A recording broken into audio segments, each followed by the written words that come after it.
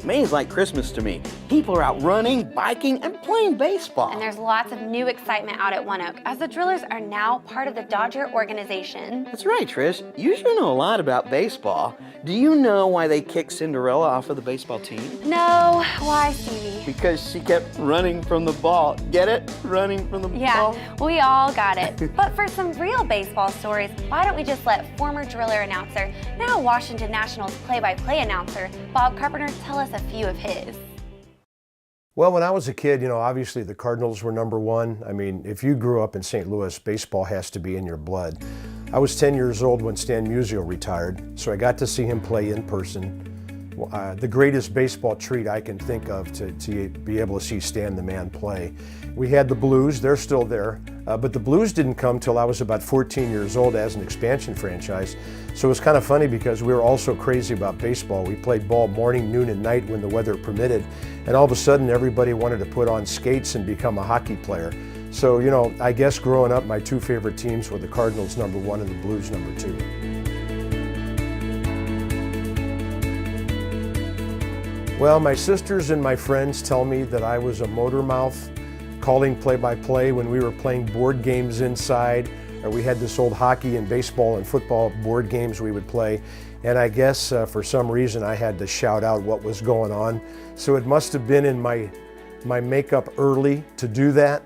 But I really wanted to be a sports writer. And then when I got to be a little older and really started kind of noticing Jack Buck and Harry Carey on the radio, those were the two guys who were the primary voices of the Cardinals when I was growing up.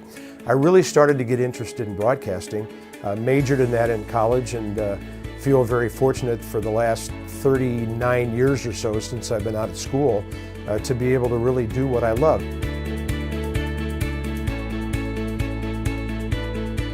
There was a guy here in Tulsa, two guys actually, who I credit with making me into a TV guy. I had taken a job at Channel 8 after my days with the Roughnecks, but then in 1982, Tulsa Cable, now Cox Cable, was carrying a lot of local events. Mark Savage was running the show over there. George Stewart, who had been my news director at Channel 8, he was the right-hand guy over there to Mark Savage, and they just told me, we want you to come over here. We're going to do basketball, we're going to do football, we're going to do soccer games, we'll do some college baseball games in the spring. Those guys really turned me into a TV guy. I found the transition from radio to TV very pleasurable and not as scary or as intimidating as I thought it would be. I think I read about half of a Clancy novel, and there must have been about 50 games of ping pong in the clubhouse before we got out of here that night. Well, it happened in 1985, and this guy I will never forget in my career, because I don't know how he found me, I don't know what he saw in me, because I thought I was still pretty raw at that time. But a gentleman by the name of Jim Zrake was the executive producer at USA Network in New York. Jim Zrake calls me out of nowhere and says, I want you to fly to New York, I have some people I want you to meet. And to make a long story short, a week later, I get hired by USA Network to do PGA golf, professional tennis, including the US Open. I did 3 Masters for them. They had some college football and some college basketball at that time. So I was kind of like their utility guy. And the fact that I had done all these different sports for, thank God, Tulsa Cable, George Stewart and Mark Savage, they trained me really well.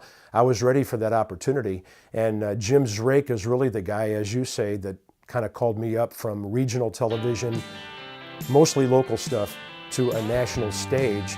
And then I kind of went to ESPN about 4 or 5 years after that, because USA was getting out of sports at that time, late 80s, and ESPN was taking over everything. But I will never forget getting in that cab in New York City after my meeting with those guys, thinking to myself, I'm flying home to Tulsa, but I'm now a national sportscaster.